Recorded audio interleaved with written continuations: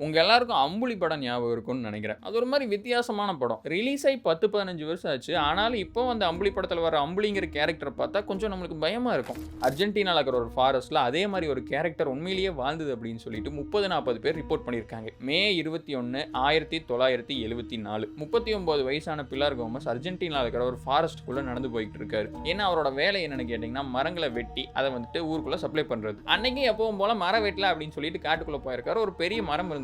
அந்த மரத்துல ஒரு கிளா மார்க் இருந்திருக்கு. ஒரு கரடி கீறின மாதிரி. சோ இவர் என்ன நினைச்சிருக்காரு, ஏதோ ஒரு பேர் வந்திருக்கும் போல கீறி வச்சுட்டு போயிருக்கும் போல அப்படின்னு சொல்லிட்டு வெட்ட ஸ்டார்ட் பண்றாரு. வெட்ட யோசிச்சிருக்காரு. அந்த மார்க் ரொம்ப மேல தள்ளி இருந்திருக்கு. அண்ட் மரத்திலேயே ரொம்ப டீப்பா இருந்திருக்கு. நம்மால நினைச்சிருக்காப்ல ரொம்ப பெரிய கரடி போல அப்படின்னு சொல்லிட்டு இவர் பாட்டுக்கு மரத்தை துண்டு துண்டா வெட்டி இவரோட கேபின் பக்கத்துல கொண்டு போய் வைக்கிறாரு. அதுக்கே நைட் ஆயிருது. அவரோட கேபின் ஃபாரஸ்ட்டுக்கு நடுவில் இருக்கும். அவர்கிட்ட போனும் கிடையாது, காரும் கிடையாது. பக்கத்து ஊருக்கு போனோம் அப்படின்னா 2-3 மைல் தாண்டி நடந்து போகணும். நம்மளால தன்னந்தனியா காட்டுக்குள்ள இருக்காப்ல. டின்னருக்காக ஸ்டவ்ல கறியை வச்சுட்டு இவர் வந்துட்டு பக்கத்துல டேபிள்ல உட்காந்துருக்காரு. பார்த்தா அந்த ஃபாரஸ்டே ஒரு மாதிரி கப்சுப்புன்னு சைலண்டா இருந்திருக்கு. ஃபாரஸ்ட்ல இந்த மாதிரி எந்த அனிமல்ஸ், பேர்ட்ஸ், பூச்சிகளுமே சவுண்ட் போடல அப்படின்னா பக்கத்துல ஏதோ ஒரு பெரிய பிரெடேட்டர் இருக்குது அப்படின்னு சொல்லிட்டு அர்த்தம். சோ இவர் உடனடியாக உஷாராயிட்டு கேபின் போல அப்படின்னு சொல்லிட்டு கிளம்புறாரு. அதுக்கு முன்னாடி ஸ்டவ் ஆஃப் பண்ணலான்னு போயிட்டு ஆஃப் பண்ண திருப்புறாரு.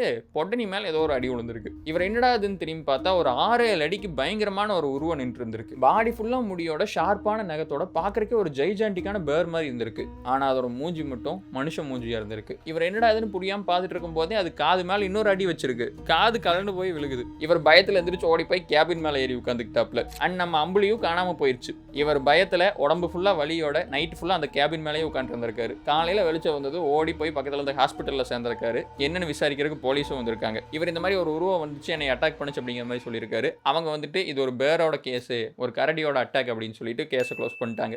இதுக்கப்புறமும் தொடர்ந்து ஒரு 30-40 பேர் ஆச்சு இந்த மாதிரி ஒரு உருவத்தை நான் பார்த்தேன், அது எங்களை அட்டாக் பண்ண வந்துச்சு அப்படிங்கிற மாதிரி கம்ப்ளைண்ட் பண்ணியிருக்காங்க. அந்த ஊர் முழுக்க இது ஒரு பயங்கர ஃபேமஸான கதையா மாறுது. அந்த ஊர் மக்கள் வந்துட்டு இந்த உருவத்துக்கு உக்குமார் அப்படின்னு சொல்லிட்டு பேர் வைக்கிறாங்க. இன்னைக்கு வரைக்கும் அந்த உக்குமார்னா என்னது, எப்படி வந்துச்சு, அது உண்மையிலேயே மனுஷனா கரடியா இல்லை என்ன அப்படிங்கிறது யாருக்கும் தெரியாது.